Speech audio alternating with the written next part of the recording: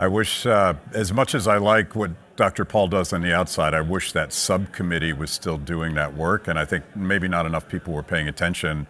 I wonder what Dr. Paul or you would say about what's happening with Washington, D.C. vis-a-vis crypto generally, because we at least jumped out of the frying pan. Yeah. When the SEC was openly hostile to Right. all crypto entrepreneurship and like, trying to throw people in jail just Yep. for being entrepreneurs. And it's great that that's completely changed. It's absolutely wonderful, but I don't trust any of it. I don't know how much you trust. When the government says they're going to get involved in something, it usually means to watch out, and they've got some other agenda. So I'm concerned as well. There's a lot of discussion today about CBDC, the central bank digital currencies, and we've promised to kill those things, right? Right. Executive order saying we will never have one. And yet if you go out to like a gun show and you talk to normal Americans and you ask them if they're into crypto, they say, yeah. Which one? XRP. And that seems really strange because XRP kind of seems like a CBDC to a certain extent. And so we'll see what happens. I think that what we can definitely appreciate is, like you said, the crypto task force at the SEC has been disbanded, and now we're going to see a lot of creativity. We'll see a lot of development in that space, which for a long time was very difficult to even think about doing without your bank account getting shut down, or getting a nasty gram from somebody that says you can't do that here. You got to go find some other part of the world to develop your blockchain-enabled business. So we'll see. It's yet to be really known what the government's got up its sleeve. I always take comfort in the fact that politicians like Elizabeth Warren or Hillary Clinton are apoplectically worried that someone might actually be able to trade something anonymously, might actually be able to hold something of value anonymously. That tells me that this may be the most important strategy for liberty in the future. It is. Is that what you think?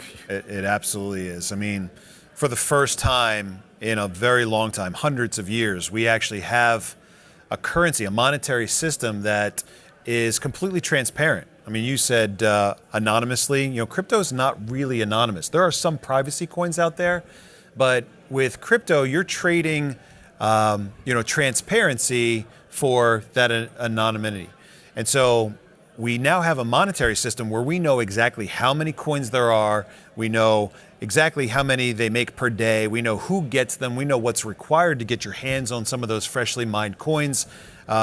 We know how easy it is to send them from here to the other side of the world and back without having to go through a central gatekeeper authority. And so we have, I think, what is the most perfect form of money that's ever existed. And that's a big nut to swallow for a lot of people, especially the guys that come from the gold and silver world, where if you can't hold it, if it's not in your hand, if it's not locked up in your safe, then it can't be real. And so it took me 13 years to get over that concept. But the fact that you can perfectly split a crypto coin into thousands of little fragments, the fact that you can it's impossible to make a counterfeit Bitcoin. If I tried to send Bitcoin from my wallet to your wallet and I had fake Bitcoin, it would never reach your wallet.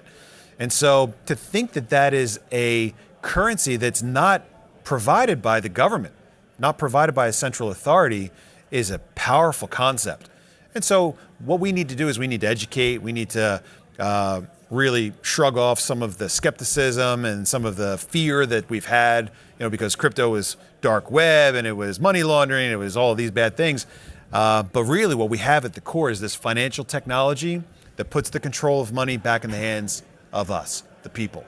And I can't think of a more powerful tool to make it possible to continue fighting for freedom and liberty than honest money. It's at the bottom, it's the foundation of all of these things. And that's why it's so important that we have good, honest currency so that we can deal with each other through honest trade, through producers and consumers, outside of the realm of the government and the Fed. Maybe the most important legacy of Ron Paul is turning people on to a philosophy based on sound money and explaining why it was so important for all of the other things we care about. If we hate forever wars, we should care about sound money. They go hand in hand, and that's exactly right. Government crushed by debt, we should worry about sound money. That's what crypto gives us. It's debt-free, sound money.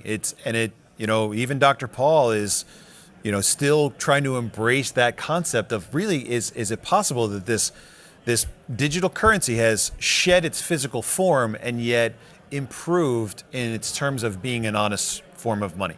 And that is absolutely the case. It might take you a long time to understand that, to grasp it, but that's what I want people to see. I want them to see what I see, that we've got now powerful tools on our devices, in our hands, that will allow us to take honest money out everywhere fast.